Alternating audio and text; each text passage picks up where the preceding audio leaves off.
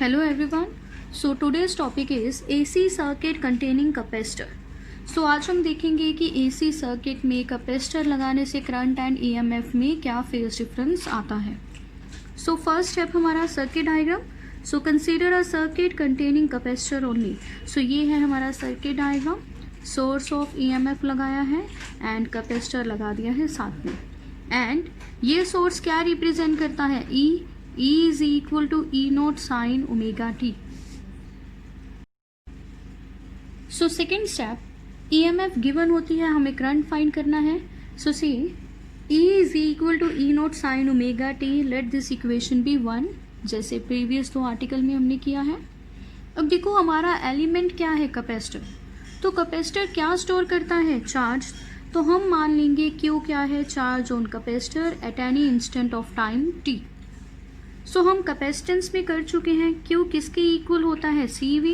सो इस रिलेशन से हम लिख सकते हैं Q is equal to CE. यहाँ पे हमारे पास EMF है. सो इक्वेशन 1 से EMF की वैल्यू पुट कर देंगे. सो Q किसके इक्वल आ जाएगा? C E naught sine omega t. Okay, हमें निकालना क्या है? करंट. तो सेकेंड यूनिट में हम कर चुके हैं. अगर हमारे पास चार्ज है तो करंट का फॉर्मूला हमें पता है. करंट क्या होता है? Rate of flow of charge means dq by dt. So हम चार्ज की वैल्यू की डिफ्रेंसिएशन करेंगे with respect to time. So I is equal to d by dt of charge की वैल्यू मैंने यहाँ पुट कर दी है which is C E naught sine omega t. So अब जो कांस्टेंट है C E नॉट ये बाहर लेंगे हम. I is equal to C E naught d by dt of sine omega t. अब साइन की डिफ्रेंसिएशन क्या होती है? कॉस. एंड जो t का कोफिशिएंट है ओमेगा, डिफ्रेंसिएशन में हम वो मल्टीप्लाई करते हैं. ठीक है, सो इनटू ओमेगा कर दिया. अगेन साइन की डिफ्रेंसिएशन है cos omega t and t का कोफिशिएंट, उसकी फिर से वैल्यू हम मल्टीप्लाई कर देंगे, ओमेगा को मल्टीप्लाई कर दिया. Okay, so C E naught as it is ही. So we have I is equal to C omega E naught cos omega t. अब हम इसे जनरल इक्वेशन में चेंज करेंगे. जनरल इक्वेशन है हमारी साइन वाली. सी इस इक्वेशन में से हम C ओमेगा को एडजस्ट करने के बाद लिखेंगे C. We can write it as I is equal to E naught by 1 by C omega into cos omega t. 1 by C omega ultimately E note के साथ मल्टीप्लाई ही हो जाएगा, यही आएगा. सो ऐसे लिख दिया. ऐसे क्यों? बिकॉज हमें पता है आई नोट क्या होता है? ई नोट बाय समथिंग. यहाँ पर डिवीजन में कुछ नहीं आ रहा था तो हम सी ओमेगा को कैसे लिख सकते हैं? 1 बाय सी ओमेगा. अब हमारे पास ये फॉर्म बन रही है ई नोट बाय समथिंग, कोई फैक्टर. अब ये पूरा फैक्टर क्या बन जाएगा? हमारा आई नोट. बट उससे पहले इसे हम एक और नाम दे देंगे. See here I is equal to E nought by X C लिख दिया है मैंने. जैसे इंडक्टिव रिएक्टेंस लिखा था वैसे ही यहाँ एक्स सी क्या है? Capacitive reactance. And cos omega T को हम साइन में चेंज कर सकते हैं. ये क्या हो जाएगा? Sine omega T plus pi by 2. Sine omega T plus 90 degree क्या होता है? Cos omega T. तो लिख दिया. ओके, अब ये फॉर्म हमारे पास क्या होगी? आई नोट. हम ऐसे ही लिखते आए हैं तो डायरेक्टली लिख देंगे I is equal to I naught sin omega t plus pi by 2. So this is the second equation. ये हमारे पास करंट की इक्वेशन आई है. See here मैंने यहाँ I naught की वैल्यू लिख दी है. It is E naught by XC. XC क्या है? 1 by omega C. It is known as capacitive reactance. Reactance means ये रेजिस्टर नहीं है बट इसका काम रेजिस्टर जैसा ही होगा. ओके, एंड ये क्या होगी? ऑपोजिशन जो कैपेसिटर ऑफर करेगा करंट को. ठीक है, इसके बारे में भी हम डिस्कस करेंगे. अब हम कंपेयर करेंगे इक्वेशंस 1 एंड 2 को. कंपैरिजन के बाद हम करंट की इक्वेशन से डायरेक्ट देख सकते हैं कि फेज डिफरेंस फाई के प्लेस में हमारे पास क्या आ रहा है? Plus pi by 2. तो फेज डिफरेंस कितने डिग्री का है? 90 डिग्री का, मीन्स पाई बाई 2 का. So comparing 1 and 2, it is clear that in an AC circuit containing capacitor, current leads EMF by pi by 2. Capacitor के सर्किट में current जो है वो लीड कर रहा है ईएमएफ को, मींस ईएमएफ से आगे है कितने degree, 90 degree, means π/2 radian. Okay, अब हम फेजर डायग्राम ड्रॉ करेंगे। करंट की वैल्यू हमने फाइंड कर ली है, फेज डिफरेंस फाइंड कर लिया है, second step and third step हमारा हो चुका है। So fourth step phasor diagram. See here, सबसे पहले फेजर डायग्राम में हम क्या ड्रॉ करते थे, ईएमएफ का फेजर। सो ओरिजिन से मैंने यहाँ एक वेक्टर ड्रॉ कर दिया है ई नोट, कितने एंगल पर होगा ये, ओमेगा टी। ये तो हर किसी में हम ड्रॉ करते आए हैं, ये हमेशा ओमेगा टी एंगल पर ही होगा। ओके, एंड अब फेज डिफरेंस कितने का है, π/2 का, वो भी प्लस π/2, मीन्स करंट इस ईएमएफ से आगे है, कितना आगे, π/2। सो यहाँ ईएमएफ का परपेंडिकुलर हम ड्रॉ करेंगे, वो इस साइड आएगा। ये क्या है, आई नोट, ये क्या है, phasor I note, and in दोनों में फेज डिफरेंस कितना है, प्लस π/2। अब इनकी प्रोजेक्शन लेंगे तो प्रोजेक्शन ऑन वाई एक्सिस क्या रिप्रेजेंट करेगी, इंस्टेंटेनियस वैल्यू किसकी, करंट एंड ईएमएफ की। ओके, तो फेजर डायग्राम हो चुकी है। So last step, variation of EMF and current. So EMF की वेरिएशन तो वही होगी साइन की। तो देखो ये ब्लू वेव फॉर्म ये ईएमएफ को रिप्रेजेंट कर रही है, साइन वेव फॉर्म है ये, peak value E note and EMF. अब करंट की वेव फॉर्म हम ड्रॉ करेंगे, उसके लिए अगर हम इस इक्वेशन पर फोकस करें, यहाँ पर करंट हमारा कोस का फंक्शन है, तो हम वेव फॉर्म कैसे ड्रॉ करेंगे, कोसाइन वाली।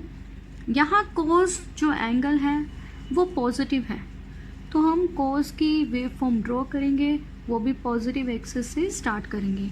ठीक है, इंडक्टर में माइनस कोस ओमेगा टी था तो नेगेटिव से स्टार्ट किया था, यहाँ पॉजिटिव से। सी हियर, मैंने करंट की वेव फॉर्म ये कोस का ग्राफ बनाया है, जो ऑलरेडी हम डिस्कस कर चुके हैं कि कोस का ग्राफ कैसा होता है। सो ये है रिप्रेजेंटेशन करंट की।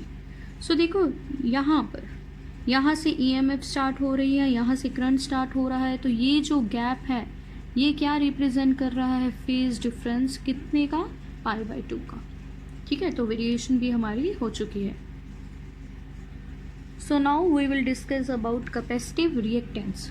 सो it is the opposition offered by capacitor to the current flowing through it. Capacitive reactance क्या होती है, ऑपोजिशन जो कैपेसिटर ऑफर करेगा करंट को। जैसे इंडक्टिव रिएक्टेंस करी थी हमने, वैसे ही कैपेसिटिव रिएक्टेंस है।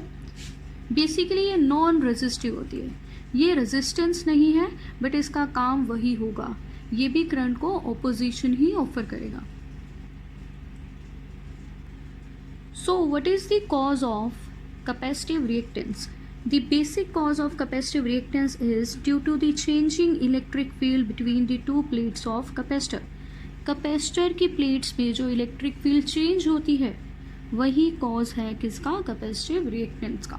तो ये कॉज आपको पता होना चाहिए, it is very very important. So अब हम क्या करेंगे, जैसे हमने इंडक्टिव रिएक्टेंस के केस में किया था, behaviour of XL for AC and DC, same way हम बिहेवियर ऑफ एक्स सी करेंगे for AC and DC. So behaviour of X C AC and DC के लिए, केस वन में हम ऑल्टरनेटिंग करंट में देखेंगे X C means capacitive reactance कैसे behave करती है। So let nu be the frequency of alternating current. So X C की वैल्यू क्या है, X C is equal to 1/ω/c। इसी फैक्टर को एक्स सी पुट किया था, अब ओमेगा को न्यू में चेंज कर देंगे। So X C is equal to 1/2π/ν/c। Clearly X C means capacitive reactance is inversely proportional to frequency. So higher the frequency of alternating current, lower will be the capacitive reactance. Means जितनी ज़्यादा frequency आप increase करेंगे alternating current की, उतनी ही कम opposition capacitor उसे देगा। सो इसका graph क्या बनेगा, C X C and frequency का ग्राफ क्या बनेगा, hyperbola, because it is inversely proportional to frequency. So case 2 for DC direct current, as we know the frequency of DC is 0, तो XC का फॉर्मूला क्या है 1/2 pi nu C. Frequency 0, तो 1/0 is infinity. Means XC कितना हो जाएगा infinite. Means capacitor offers infinite resistance to DC direct current. इसीलिए हम बोल सकते हैं कि कैपेसिटर ब्लॉक्स DC. कैपेसिटर खुद में से DC करंट को पास होने नहीं देता.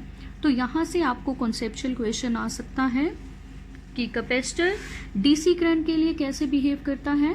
तो आपको आंसर देना है कि it offers infinite resistance and it blocks DC. तो ये अलाउ किसको करता है, ये AC को अलाउ करता है. जितनी ज़्यादा फ्रीक्वेंसी उतनी कम ऑपोजिशन देगा ये. ओके, सो नेक्स्ट इज जो 3 सर्किट्स हम कर चुके हैं, AC circuit containing resistor, capacitor and inductor. तीनों में हम देखेंगे करंट में क्या वैल्यू आ रही है और फेज डिफरेंस कितना आ रहा है. तीनों सर्किट्स के लिए EMF इतनी ही रही, E0 sin omega t. But current की क्या वैल्यू है, रेजिस्टर के केस में करंट की value I I0 sin omega t. Capacitor के केस में जो भी हमने किया value I I0 sin omega t plus π/2. Inductor के केस में value I I0 sin omega t minus π/2.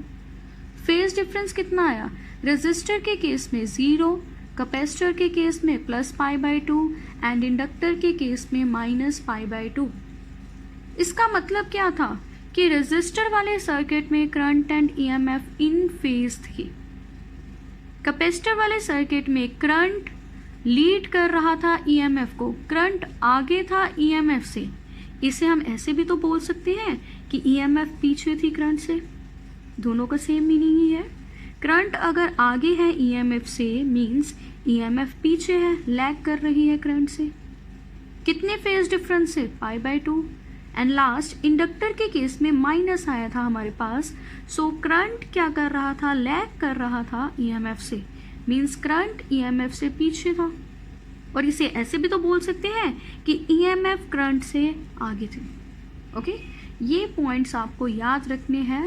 LCR circuit में ये पॉइंट्स यूज होंगे. So this is the end of today's lecture. Thank you.